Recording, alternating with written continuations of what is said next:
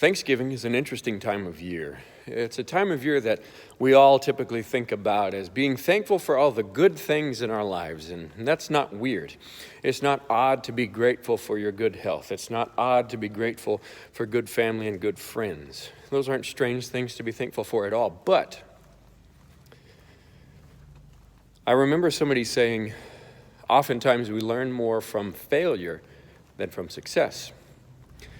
And I think that there's something to be said for that in the world of thankfulness as well.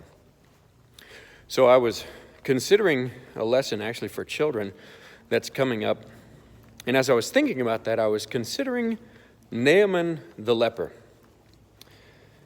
And I can't help but wonder if Naaman the leper may have been thankful for leprosy. An unusual thing to be thankful for. But think about it for just a minute. What did it do for him?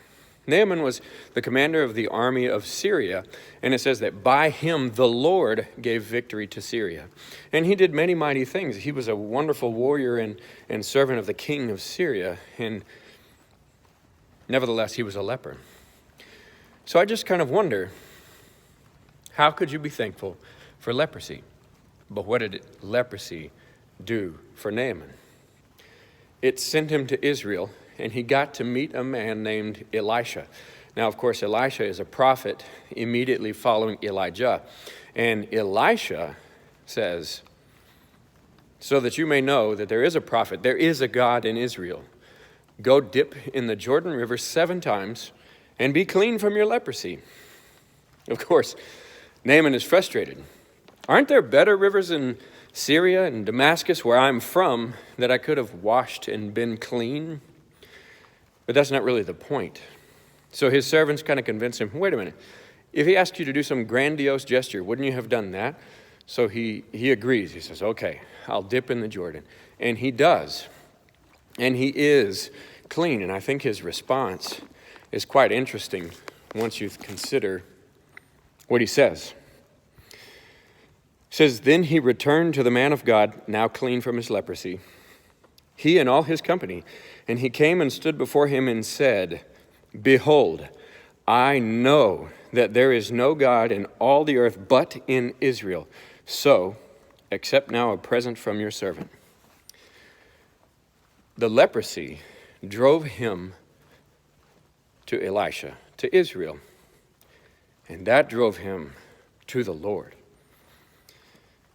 And I would argue, being a Christian, there is no greater blessing than knowing salvation through the Lord, and ultimately through his son, Jesus Christ. And I think with Naaman, of course, before Jesus, but with Naaman, if it wasn't for the leprosy, he wouldn't have gone to the Lord. So I want to encourage you, in a season where we're thinking about Thanksgiving and being thankful, yes, remember the good things. Yes, be grateful for those. But sometimes your greatest blessings, they're hard. They can be trying times. It can be a disease, family trouble, who knows? But sometimes those are the very things that drive you to the arms of the Lord, where there is hope and there is salvation. So I want to encourage you, be thankful whenever you're in the fire, even when you don't understand it.